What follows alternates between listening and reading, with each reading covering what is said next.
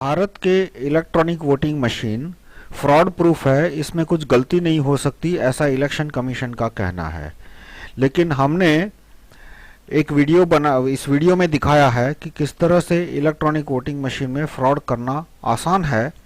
और भारत में ऐसे सैकड़ों टेक्नीशियन है जो कि इस इलेक्ट्रॉनिक वोटिंग मशीन को फ्रॉड कर सकते हैं।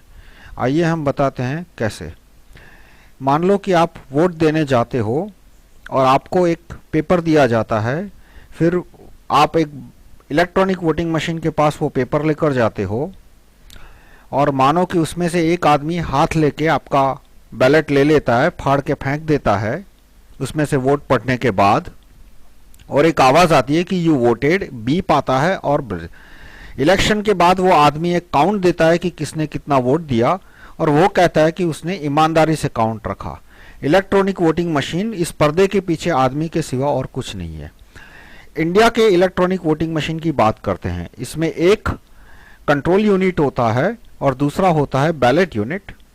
कंट्रोल यूनिट प्रिसाइडिंग ऑफिसर के पास होता है और इसमें एक बटन होता है, और दूसरा बैलेट यूनिट वोटर, उस बैलेट यूनिट से वोटर अपना वोट डिसाइड करता है।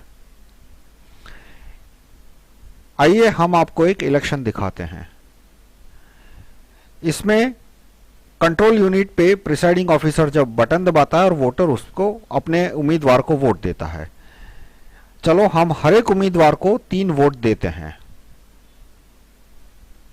अब आइए हम वोटों की गिनती करते हैं।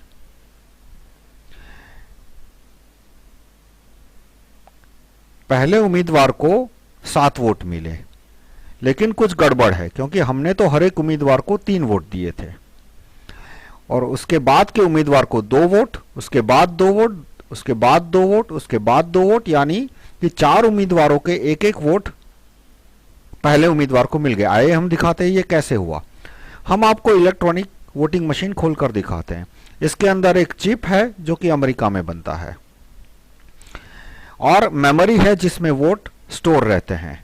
आइए हम बताते हैं हमने ये मैनिपुलेशन कैसे किया। हमने इलेक्ट्रॉनिक वोटिंग मशीन को खोला, उसका डिस्प्ले निकाला और उसकी जगह हमने एक दूसरा डिस्प्ले रख के फिर इलेक्ट्रॉनिक वोटिंग मशीन को वापस बंद कर दिया।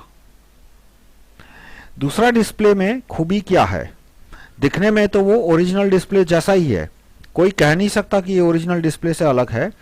लेकिन हमने जो दूसरा डिस्प्ले बनाया उसके अंदर एक चिप है जो कि वोट को बदल देती है। और कैसे बदलती है, हमने एक ब्लूटूथ यानी कि वायरलेस रिमोट कंट्रोल से जो उसकी सिग्नल ले सके वो एक डिवाइस लगाया है।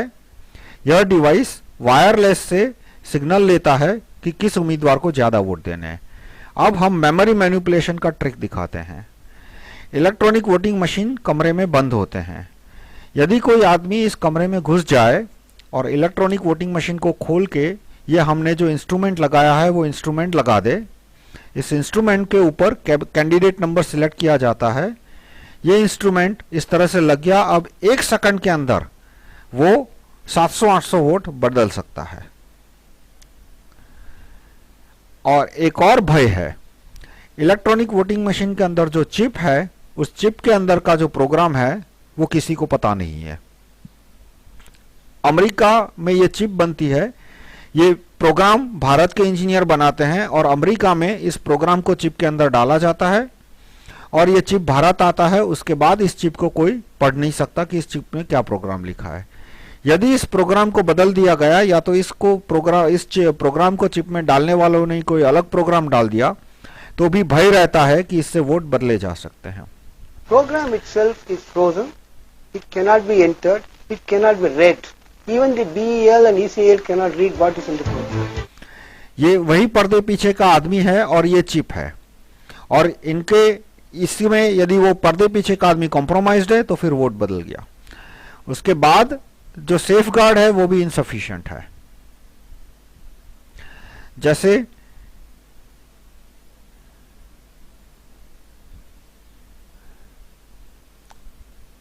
वोट दिए जाते हैं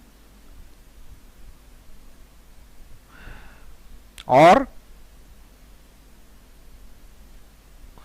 उसके बाद ईवीएम को सील किया जाता है, लेकिन ये सील एक धागे और उसके ऊपर लगाया हुआ रेड वैक्स, लाल रंग का मोम, उससे ज्यादा कुछ नहीं होता।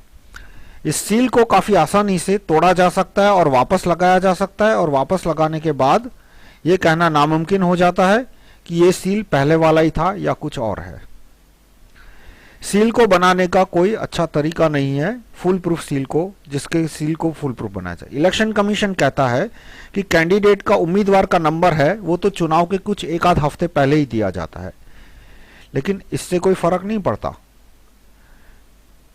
क्योंकि जो डिस्प्ले है वो रिमोट कंट्रोल से कैंडिडेट नंबर लेता है। यानी कैंडिडेट नंबर मिलने के बाद, चुनाव के बाद, गिनती से थोड़ा समय पहले, देखिए हमारी एप्लीकेशन बनाई है फ्रेशर, इसने कैंडिडेट 1 को सिलेक्ट किया, 25% एक्स्ट्रा वोट दिए, और वायरलेस के जरिए उस डिस्प्ले ने कैंडिडेट नंबर 1 के वोट बढ़ा दिए, और मेमोरी के द्वारा भी ये मैनिपुलेशन हो सकता है।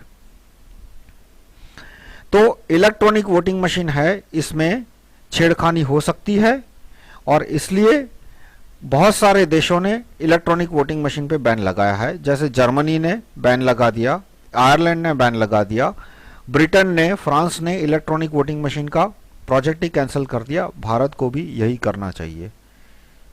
अधिक जानकारी के लिए देखें indiaevm.org। धन्यवाद।